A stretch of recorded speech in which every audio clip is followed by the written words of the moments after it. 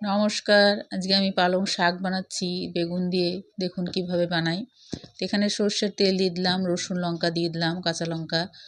রসুনটা একটু লাল ভাব হয়ে আসবে, তারপরে এখানে বেগুন দিয়ে দেবো। বেগুনটা আমি লবণ হলুদ মাখিয়ে রেখে দিয়েছিলাম 5 মিনিট আগে। তো একটাই কারণ, এখানে ভাজাটা ভালো হয় লবণ হলুদ মাখিয়ে রাখতে গেলে, তেলটাও কম লাগে। তারপর উপর থেকে আমি শাকগুলোকে দিয়ে দেবো। শাকগুলোকে দিয়ে লবণ হলুদ স্বাদ মতো দিয়ে দেবো। তো এইভাবে করবেন, খুবই ভালো হয় শাকটা খেতে। আর ঢাকিয়ে দেবো, ঢাকিয়ে দিয়ে দেওয়ার পরে জল ছাড়বে। তো যখন জলটা ছাড়বে তখন আঁচটাকে বাড়িয়ে দেবো জলটা শুকোনোর জন্য।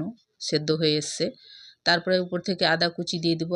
আদা কুচিটা অবশ্যই দেবেন, খেতে ভালো হয়। তো এইভাবে শাকটা করবেন। যদি ভালো লাগে লাইক শেয়ার কমেন্ট করবেন, আর সাবস্ক্রাইব করতে ভুলবেন না। যারা ফেসবুক থেকে দেখছেন তাদের কাছে অনুরোধ, আমাকে বন্ধু হতে সাহায্য করবেন। নমস্কার।